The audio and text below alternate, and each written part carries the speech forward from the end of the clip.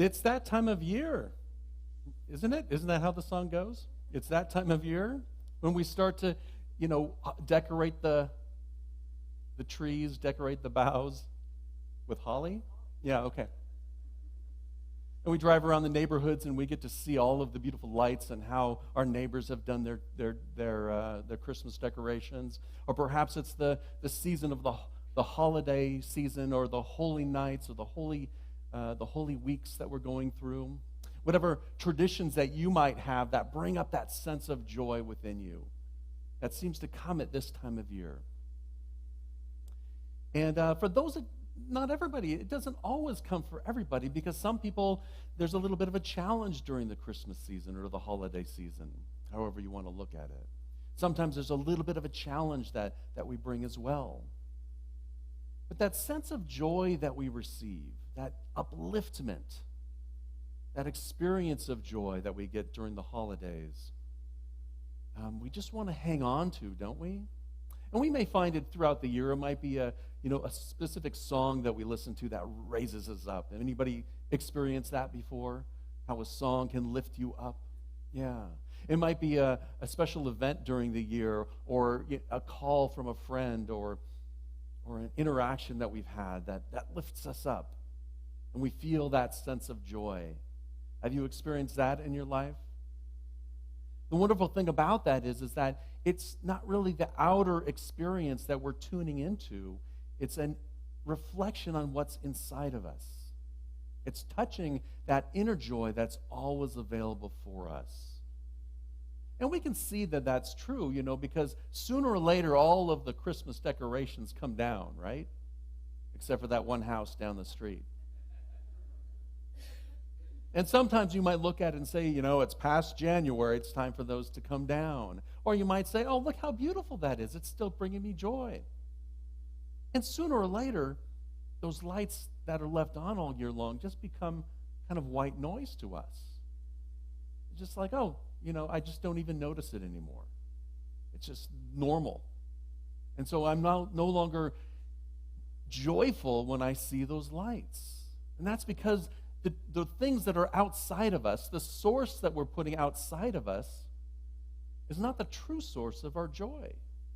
The sources that are out there are triggering our resources inside, are allowing us to experience that or reflect on that which is already present within us. Even a great song that we love.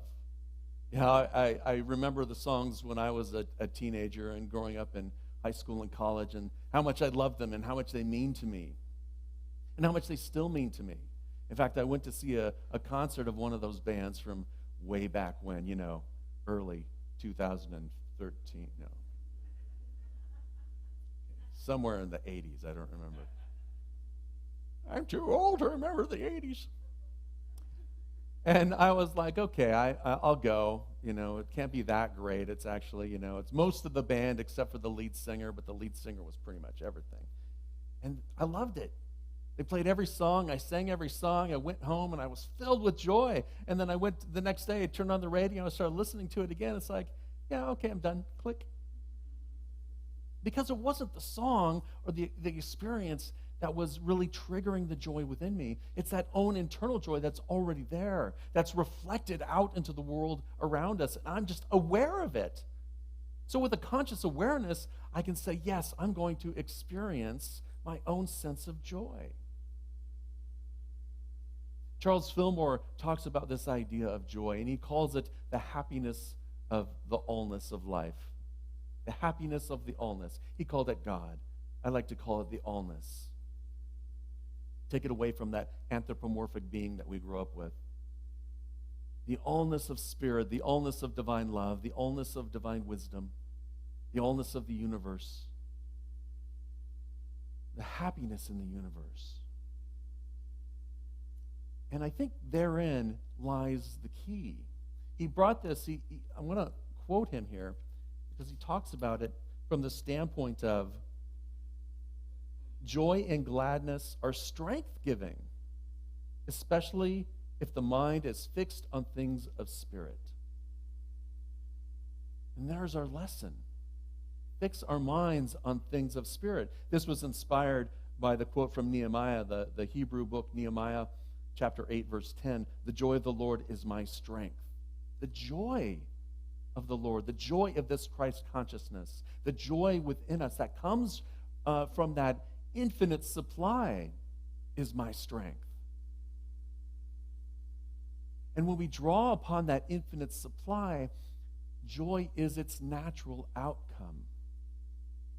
And there'll be times in our life, in our human ego-ness, right? There'll be times in our life when we will not feel joy, when we'll feel the opposite of joy. When we'll feel frustrated, we'll feel grief, we'll feel sadness, we'll feel all those things because that's life. And in that allness of life, as we're feeling those things, the key is not to push it away, just to allow it to be. Just allow it. It just is. And continue to resource that inner presence of spirit, that infinite source of joy, even in those situations. I have some friends or family that talk about, oh, unity, that's that everyone's happy all the time church, right? Everyone has to be happy. Well, you don't have to be happy. That's not the point here. The point here is that we are happy. That joy naturally comes to us when we attune ourselves with spirit, when we put ourselves in alignment with the allness of life, with the allness of consciousness. When we tune into that, put our attention on that intention, that's when it naturally bubbles up. And that's when we see it in the world. And that's when we're open to it, when we hear that favorite song or we see those favorite lights in July on our neighbor's house.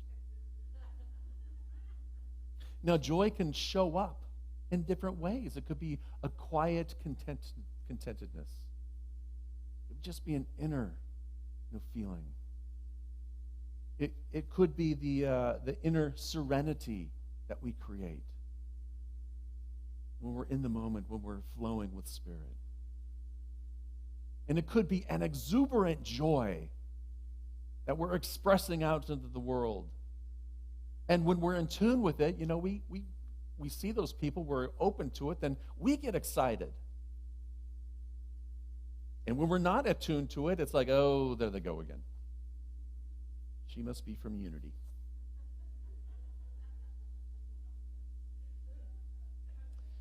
So in this realm, this idea of tuning into joy, we've been going through this experience of the art of abundance, and we're at the very last chapter on this here. It's living a life worth living. A life worth living. What does that really mean? A life worth living. When we talk about abundance, a lot of times people automatically go to the idea of money. And I don't think money in and of itself is what we're looking for, but what we're looking for is an experience, right? An experience of perhaps freedom that we think money will give us. And I know many people who have a lot of money but don't have a sense of freedom because they made money now the object of what they're going for. They made status the object instead of the experience of what all of that can bring you. When we turn our focus away from that experience of the allness of life and put it into a Christmas tree or money or, the status or the things that your neighbors and friends are going to say good things about you for. When we make that our source for joy, it is so limited. We're limiting ourselves. Because when they say, I didn't like what you did last year. Boy, last year you had great decorations. This year, not so much. Where are the decorations? So we need to put our experience and remember to set our intention to live from that. So during this process, what I'm going to do is just recap very quickly the 10 rules that are associated with The Art of Abundance, the book by Dennis Merritt Jones. And what I want you to do is really contemplate each rule and look within yourself and see, am I feeling joyful about it? Or is it just pissing me off? Is that a spiritual thing to say? Sorry.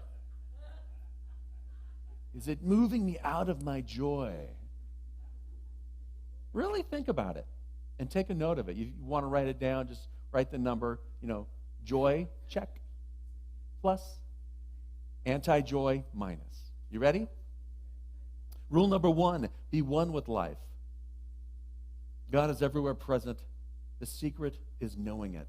The secret to life is that you are one with the universe, the original and only source of all abundance. You were born to be the pure potential of abundance that already exists. To claim your abundance, you must be willing to leave the confines of your current comfort zones. And so we were practicing mindfulness daily. Plus or minus. Rule number 2, be aware that you live in an expanding universe. Train your mind to focus on the principles of abundance, knowing the universe is constantly conspiring to assist you in creating a life of abundance, creating a life worth living, of freedom, of joy, of contentedness.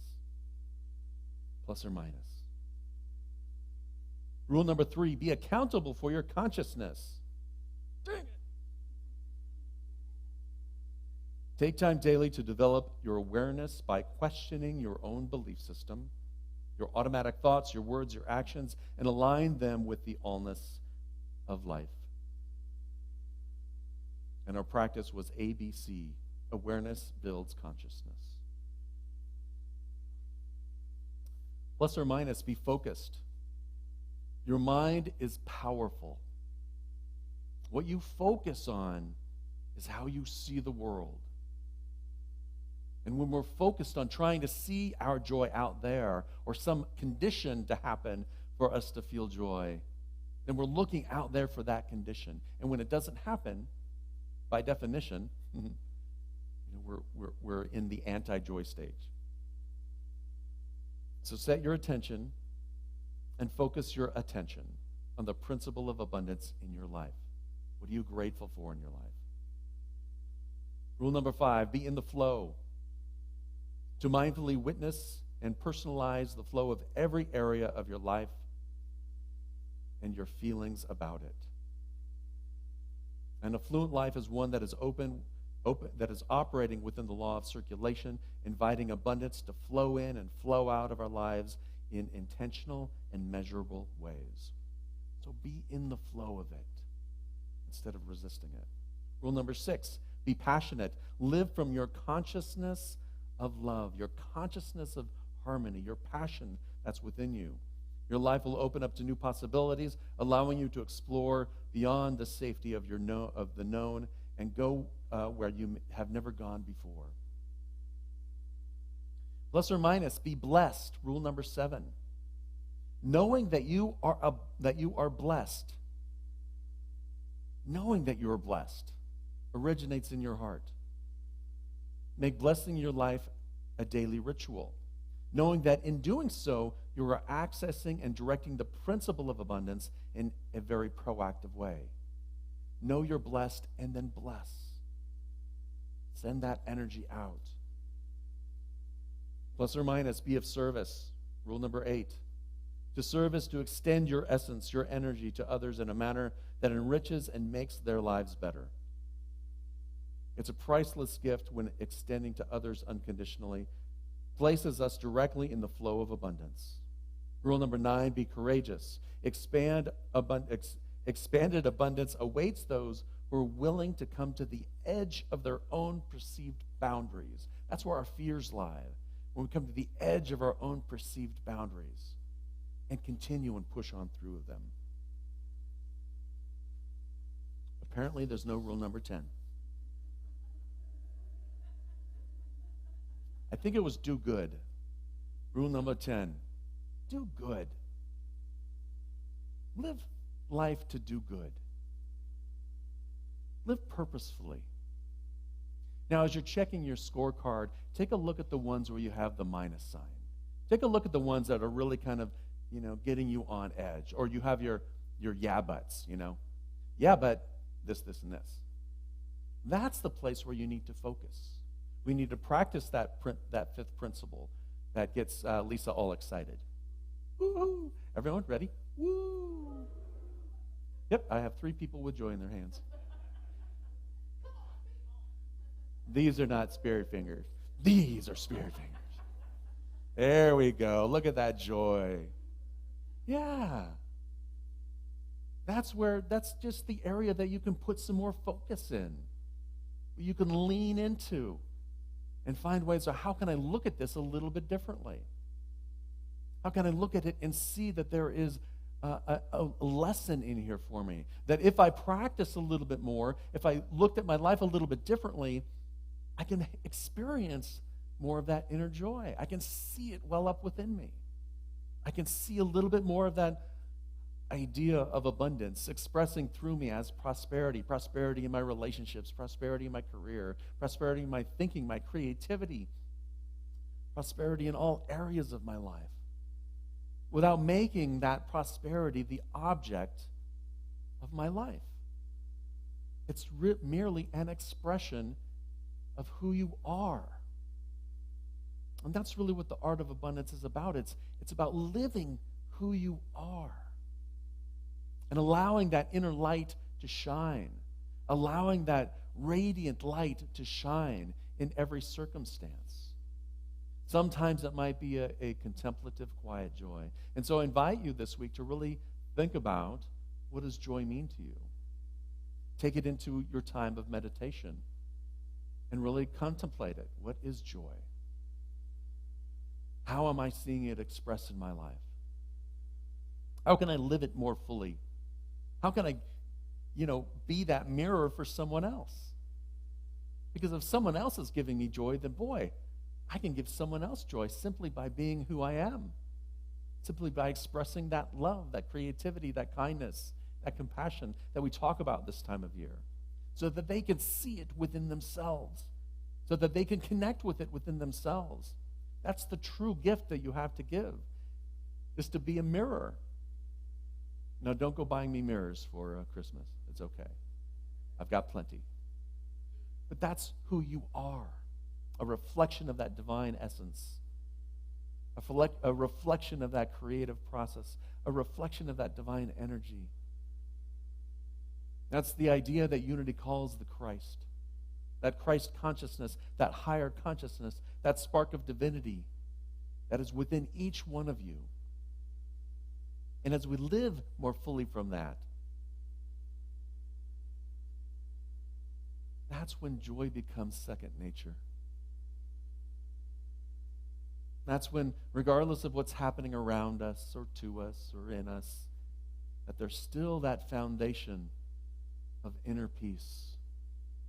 That's still that foundation within us of inner joy. And we live from that foundation. I'd like to go to our affirmation. I'm going to read it once and allow you to really embody it, and then we'll affirm it together. With the joy of spirit within, I am one with the abundance of life. Together, with the joy of spirit within, I am one with the abundance of life. Take a nice deep breath and see if you can experience that. See if you can feel that. See if you can know that. Even if you can't sense it or feel it now, apply your power of faith to know that it is there even when you can't sense it, even when you can't feel it. Simply knowing that there is an inner resource of joy within me. I'd like to close by reading a poem from the book Color This Day Beautiful by the amazing Unity author, Joyce Riley, a.k.a. Mom. Full disclosure.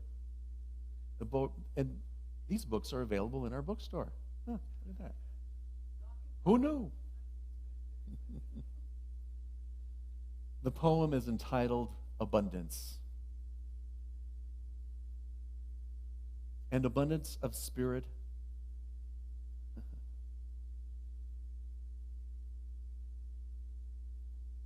let me start over. I'm having trouble with the word substance.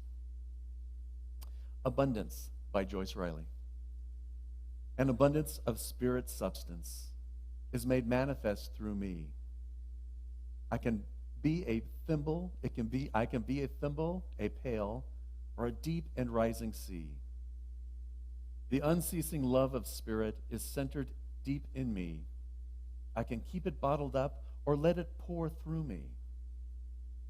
The ebullient joy of spirit is singing merrily. I can be a silent voice or let it sing through me. And now for our prayer for protection. Together, the light of God surrounds us, the love of God enfolds us, the power of God protects us, the presence of God watches over us. Wherever we are, God is, and all is well. Love and blessings, everyone. Have a wonderful week. Namaste.